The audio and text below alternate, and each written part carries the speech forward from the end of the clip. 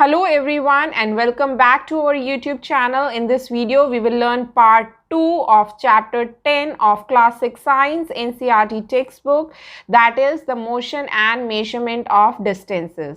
तो ये जो हमारा वीडियो है ये प्रीवियस वीडियो के कंटिन्यूएशन में है, जिसमें कि पार्ट 1 में हमने already history of transport and distance and its measurement के बारे में पढ़ लिया है. Now in part 2 we will study about the motion and types of motion. लेकिन इस वीडियो को स्टार्ट करने से पहले एक इम्पॉर्टेंट बात, अगर आप हमारे चैनल पर नए हैं तो प्लीज़ चैनल को सब्सक्राइब करें, और अगर आपको वीडियो देखने के बाद किसी भी पॉइंट पे इंफॉर्मेटिव लगे या फिर आपकी हेल्प हो कहीं भी आपकी अंडरस्टैंडिंग को इम्प्रूव करने में, तो प्लीज़ आप इस वीडियो को ज़्यादा से ज़्यादा लाइक करें और शेयर भी करें अपने फ्रेंड्स के साथ. तो आइए इस वीडियो को स्टार्ट करते हैं. स्टेशनरी ऑब्जेक्ट्स क्या होते हैं? So those objects which remain fixed at a place, वो ऑब्जेक्ट्स जो कि फिक्स्ड रहते हैं एक ही जगह पर, मतलब कि वो मूव नहीं करते, तो उस तरह के ऑब्जेक्ट्स को हम कहते हैं स्टेशनरी ऑब्जेक्ट्स. तो हमारे सराउंडिंग्स में काफ़ी सारे इस तरह के ऑब्जेक्ट्स होते हैं जो कि फिक्स्ड रहते हैं, जैसे कि हमारा घर, स्कूल, ट्रीज, इलेक्ट्रिक पोल. तो ये जितने भी ऑब्जेक्ट्स हैं ये फिक्स्ड रहते हैं, इनकी पोजीशन चेंज नहीं होती, तो इसीलिए हम इनको कहते हैं स्टेशनरी ऑब्जेक्ट्स. और जो ऑब्जेक्ट स्टेशनरी होते हैं उनको हम एक और वर्ड भी बोल सकते हैं, that is they are at rest. So an object is said to be at rest if it is stationary, that is it's not moving. एक ऑब्जेक्ट को हम रेस्ट पर तब बोलते हैं जब वो ऑब्जेक्ट स्टेशनरी है, मतलब कि वो मूव नहीं कर रहा. Whereas there are so many other objects around us which can move from one place to another. लेकिन हमारे सराउंडिंग्स में और काफ़ी सारे तरह के ऑब्जेक्ट्स भी हैं जो कि एक जगह से दूसरी जगह पर मूव कर सकते हैं, जैसे कि कार, बस, aeroplane, human beings, birds and various other animals. तो जब भी इस तरह की ऑब्जेक्ट्स मूव करती हैं एक जगह से दूसरी जगह, तो हम क्या ऑब्जर्व करते हैं? We observe the change in position of that object. और जब ये ऑब्जेक्ट्स मूव करते हैं तो हम बोलेंगे these objects are in motion, वो मोशन में हैं. नाउ मोशन का मतलब होता है मूव करना. An object is said to be in motion when its position changes with time. हम एक ऑब्जेक्ट को मोशन में तभी बोलते हैं जब उसकी पोजीशन क्या होती है? चेंज होती है टाइम के साथ. मतलब जैसे जैसे टाइम आगे की तरफ मूव करता है and we observe any change in the position of the object, we say that object is in motion. तो इस डेफिनेशन को समझते हैं with the help of this example. For example, जैसे कि ये कार है, एक स्ट्रेट रोड के ऊपर मूव कर रहा है, एंड लेट अस सपोज कि अभी इस टाइम पे कार की पोजीशन क्या है? ये है ट्री के सामने. जैसे जैसे टाइम आगे की तरफ मूव करता है and if we observe any change in the position of the car, मतलब कि जब कार मूव कर रही है तो कार की पोजीशन क्या होगी? कुछ टाइम के बाद कुछ इस तरफ होगी. So we say that we have observe the change in the position of car, so we can say that car is in motion. At different times, same objects can be at rest or in motion. अलग अलग समय पर एक same object ही rest पर भी हो सकता है या फिर मोशन में भी हो सकता है. फॉर एग्जाम्पल, जैसे कि एक कार है और वो पार्किंग में खड़ी हुई है, तो मतलब उसकी पोजीशन में कोई भी चेंज नहीं होगा, राइट? तो जब कार की पोजीशन में कोई भी चेंज नहीं होगा, we can say that car is at rest. वहीं अगर एक कार स्ट्रेट रोड के ऊपर मूव कर रहा है तो we will observe the change in the position of the car with respect to time, so we will say that car is in motion. तो I hope अब आपको समझ आया होगा difference between at rest and in motion. Now let us read the types of motion. तो 4 तरह के motion होते हैं: rectilinear motion, circular motion, periodic motion and rotational motion. Now अब हम इन सभी मोशन के बारे में पढ़ेंगे और इनको समझने की कोशिश करेंगे through various examples. So the first one is rectilinear motion. Rectilinear motion में क्या होता है? अगर एक कोई भी ऑब्जेक्ट है और वो स्ट्रेट लाइन में मूव कर रहा है, तो हम क्या बोलेंगे कि जो ऑब्जेक्ट का मोशन है that is the rectilinear motion. For example, the motion of a cyclist on a straight road. एक पर्सन है जो कि साइकिल चला रहा है स्ट्रेट रोड के ऊपर, तो जो साइक्लिस्ट होगा वो एक स्ट्रेट लाइन पाथ के अंदर मूव करेगा, so the motion of the cyclist will be rectilinear motion. Then the next example is march past of the soldiers. जब सोल्जर्स मार्च पास्ट करते हैं तो वो भी एक स्ट्रेट लाइन के अंदर मूव करते हैं, सो the motion of the soldiers while doing the march past is also an example of rectilinear motion. Now the next example is motion of the sprinter running on a straight track. Sprinter होता है एक short distance runner. अगर कोई भी runner एक straight track के ऊपर running कर रहा है तो मतलब वो follow करेगा एक straight line path. तो जब भी कोई runner एक straight track पे running करेगा तो उसकी motion होगी rectilinear motion. Then the next example is motion of vehicles moving on a straight road. अगर कोई भी vehicle है और वो straight road के ऊपर move कर रहा है तो उनकी motion भी rectilinear motion होगी. Now next example is motion of a falling stone. अगर हम एक पत्थर लेते हैं और उसको एक height से drop करते हैं तो जब पत्थर नीचे की तरफ गिर रहा होगा तो वो एक straight line path को follow करेगा, right? So falling of a stone is an example of rectilinear motion. Then the next is motion of a boy sliding down a slope. एक बच्चा है जो कि इस slope के through slide कर रहा है. तो जब बच्चा slide करेगा तो वो भी एक straight line path को follow करेगा. So इस बच्चे की जो motion होगी that again will be an example of rectilinear motion. तो I hope अब आपको rectilinear motion clear हुआ होगा अच्छे से. Now moving on to the next type of motion, that is the circular motion. अब circular motion के अंदर क्या होता है? An object is said to be in circular motion if the object moves along the circular path is called circular motion. कोई भी object circular motion में तभी होगा जब वो एक circular path के अंदर मूव करेगा, राइट? आपको एक और चीज़ ध्यान रखने की है, जब भी कोई ऑब्जेक्ट सर्कुलर मोशन में होगा, अगर हम उसके डिस्टेंस को मेजर करेंगे सेंटर से तो वो हमेशा इक्वल होगा, भले ही ऑब्जेक्ट इधर है या फिर इधर है, उसका जो डिस्टेंस होगा वो सेंटर से हमेशा इक्वल होगा. Now let us try to understand the circular motion with the help of various examples. The first example is reeling of the stone tied with a thread. हम एक पत्थर लेते हैं और उसको एक थ्रेड से बांधते हैं और उसको घुमाते हैं. तो जब हम घुमाएंगे तो पत्थर क्या करेगा, एक सर्कुलर पाथ को फॉलो करेगा. So we can say that the motion of the stone while reeling is the circular motion. और अगर हम इस पत्थर का डिस्टेंस देखेंगे सेंटर से तो वो भी हमेशा इक्वल होएगा, भले ही पत्थर यहाँ पर है या फिर यहाँ पर है, right? Similarly, bull tied with a rope moving around the fixed pole. अगर हम एक बुल को लेते हैं और वो एक फिक्स्ड पोल पे उसको बांध देते हैं with the help of a rope and we allow this bull to move, so bull will also follow the circular path. So जो बुल की मोशन होगी that again will be the circular motion. Then next example is motion of a point on the blade of a ceiling fan. तो जो ceiling fan होता है वो तो as such move नहीं करता है एक सर्कुलर पाथ में, राइट? वो फिक्स्ड होता है. लेकिन अगर हम उसके ब्लेड के ऊपर कहीं भी एक पॉइंट मार्क कर देते हैं और इस फैन को टर्न ऑन करते हैं तो क्या होगा, ये पॉइंट कुछ इस तरीके से सर्कुलर पाथ के अंदर मूव करेगा, राइट? तो जो इस पॉइंट की मोशन होगी that will be the circular motion. Similarly, the motion of a point on the hands of a watch. अगर हम जो वॉच के हैंड्स होते हैं उसके ऊपर भी कोई पॉइंट को मार्क कर देते हैं और ऑब्जर्व करते हैं उस पॉइंट की मूवमेंट, तो वो पॉइंट भी क्या करेगा, एक सर्कुलर पाथ को ही फॉलो करेगा. So the motion of the point on the hands of watch will also be N example of circular motion. The next example is athlete running on a circular track. अगर कोई athlete है और वो circular track के ऊपर running कर रहा है तो इस टाइम जो एथलीट की मोशन होगी that will be the circular motion.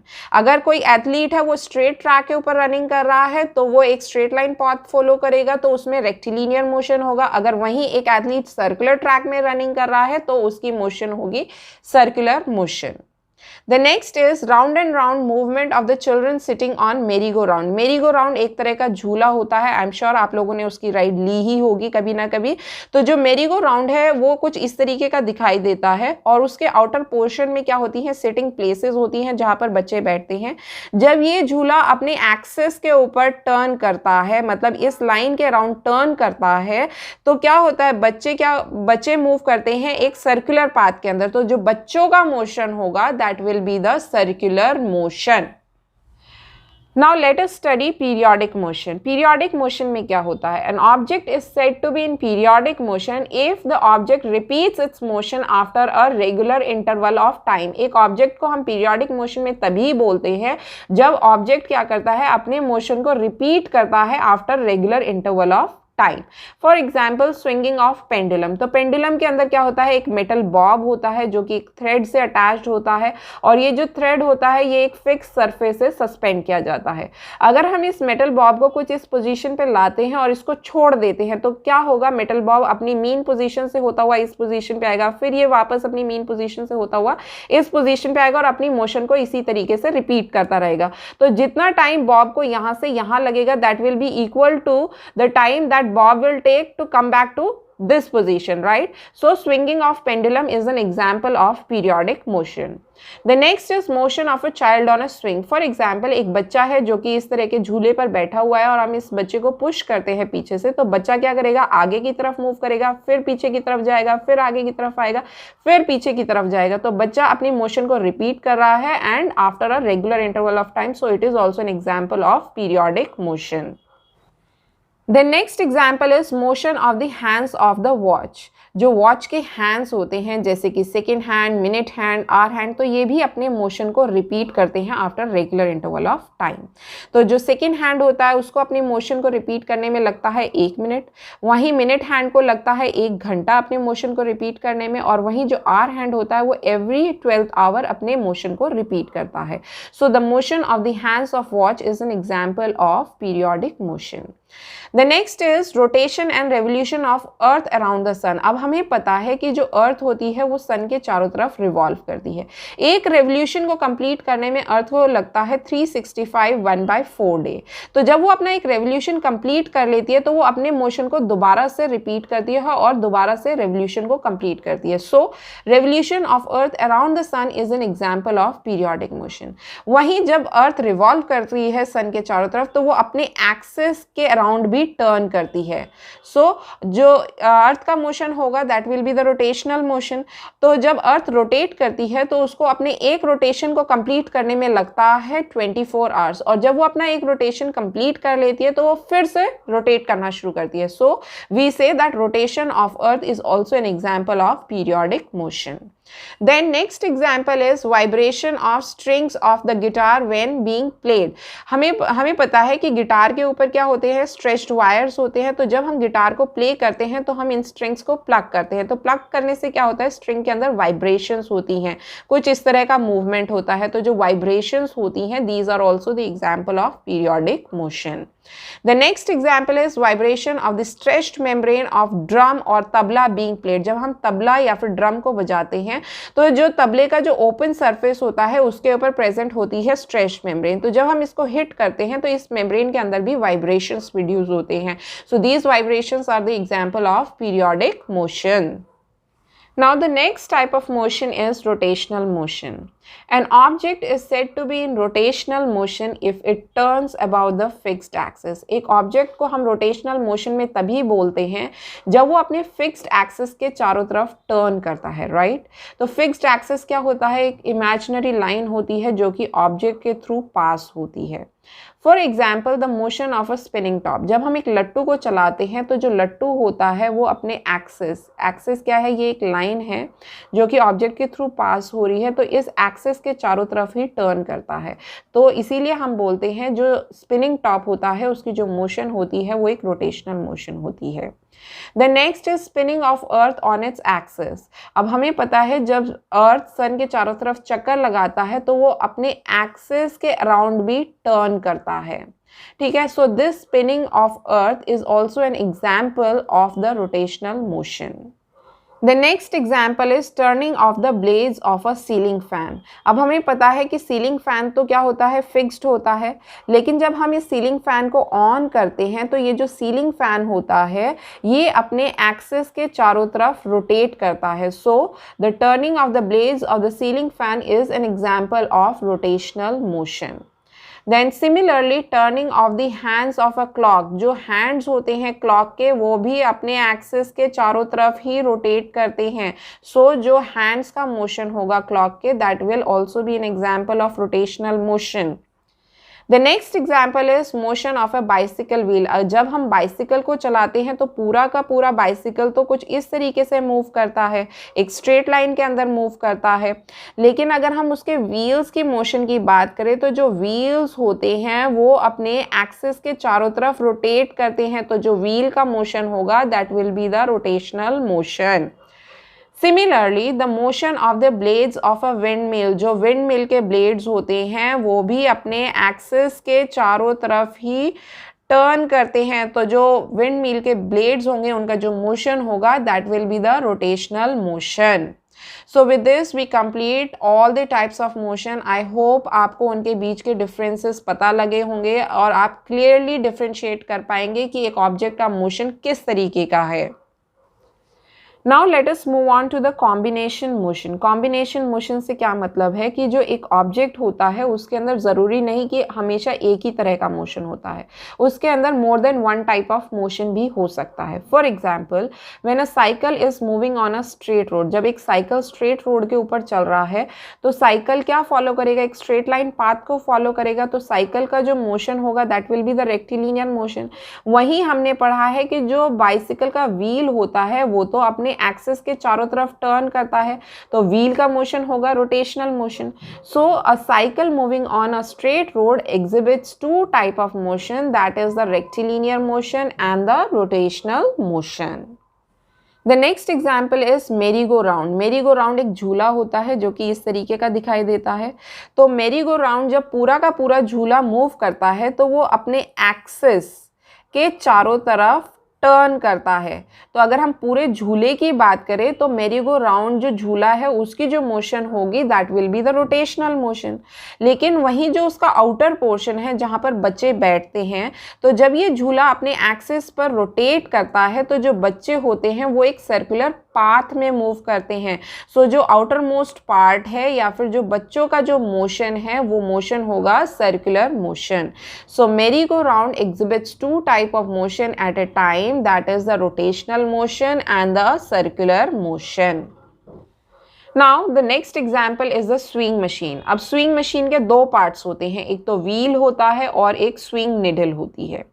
तो जब हम इस मशीन को चलाते हैं तो जो व्हील होता है वो अपने एक्सिस के चारों तरफ रोटेट करता है, तो जो व्हील का मोशन होगा that will be the rotational motion. तो वहीं जब व्हील रोटेट करता है तो जो उसकी निडल होती है वो up and down up and down up and down इस तरीके से मूव करती है।